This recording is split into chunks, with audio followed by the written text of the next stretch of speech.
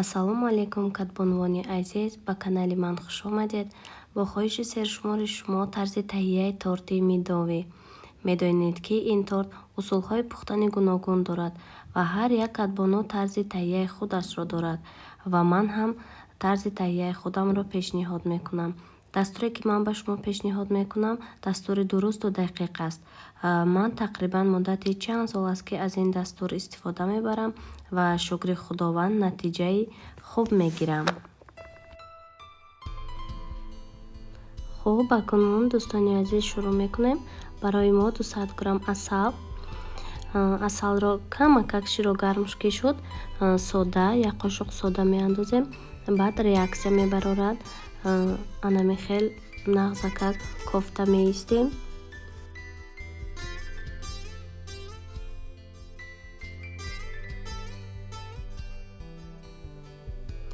камтараки рангаш дигар шуд. 200 грамм сливичное масло андохта боз ҳамин хел нағзакак кофта меистем ки насӯзад.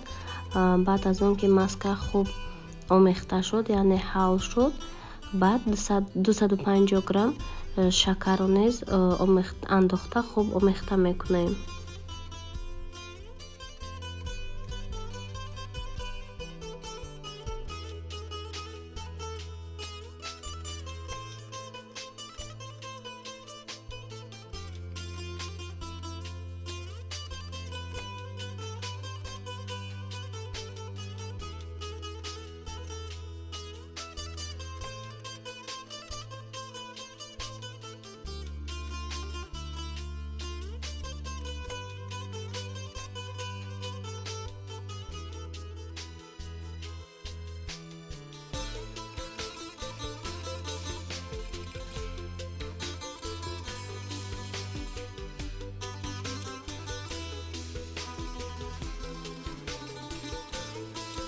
анамихел рангаш дигар мешавад. аз рӯи оташ гирифта каме мекобем ки ягон нами шакараш нағзакак ҳал шавад ва широ гарм ки шуд, на гарми бад на хунуки бад, якта дута ҳамун тухморо андохта хуб омехта мекунем. ба мо 7-8 дона тухм лозим аст.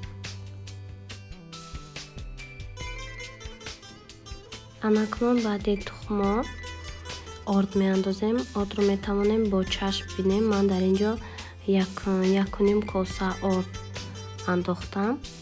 хамир бояд на он қадар на сахт на мулоими бад бошад.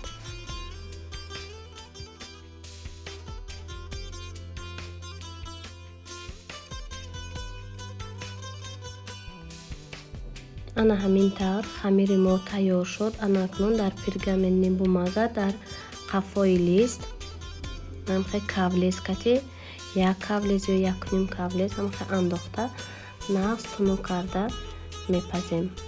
аз ин рецепти мо 7 ё 6 дона ҳамхе корж мебарояд.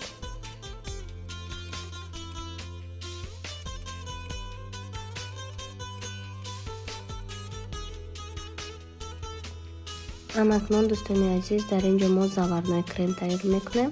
барои мо 2 дона тухм, 250 грамм шакар, 3 қошуқ крахмал, 3 ё 4 қошуқ орд, 4 стакан шир.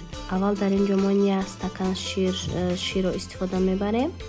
хуб ҳамаи инҳоро хуб омехта мекунем. 3 стакан шири дигарро дар рӯи плита мемонем гарм шудан гирад. инҳоро ки хуб якҷоя карда бо шир якҷоя мекунем.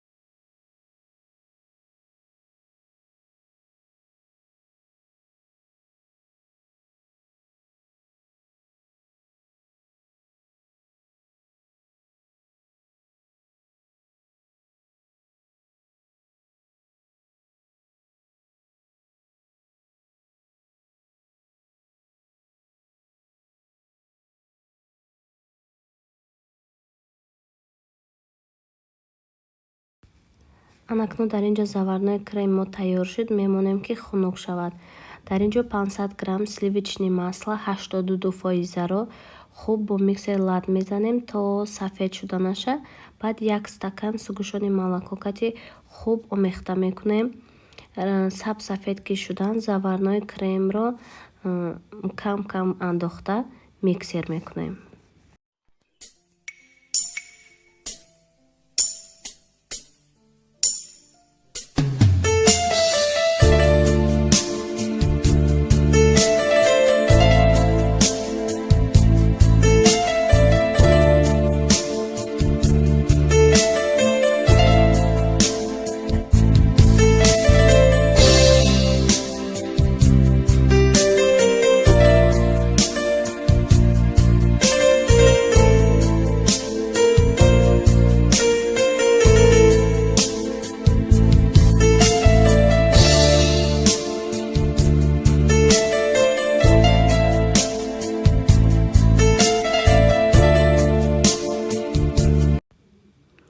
ана дар ин ҷо аллакай торти мо тайёр шуд. Торти мо хеле оддӣ менамояд ва аммо хеле болаззат аст. Ҳатман шумо низ тайёр кунед.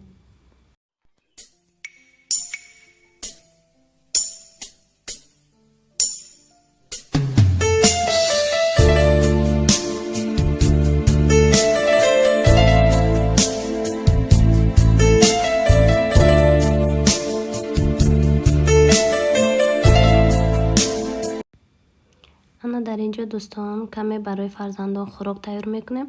Дар ин ҷо ман мурғҳоро каме жарид кардам дар равғани растанӣ. Каме сурха ки шудан аз он равған ҳамаи онҳоро мегирем. Баъд дар ҳамин равған боз каме пиёз ва помидор истифода мебарем. хуб пиёзу помидор ки каме сурхак шуданд, боз ҳамин мурғҳоро дар болояш монда муддати ним соат дам мепартоем.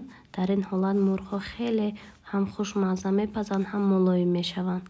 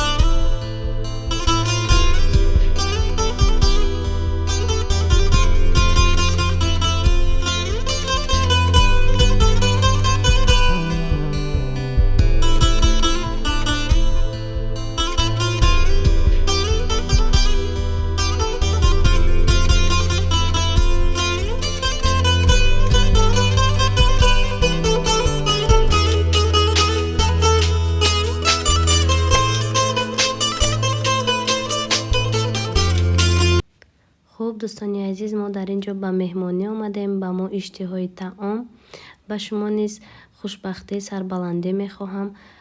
раҳмати калон ки моро дастгирӣ мекунед. То видеоҳои оянда. Худо нигаҳбонатон.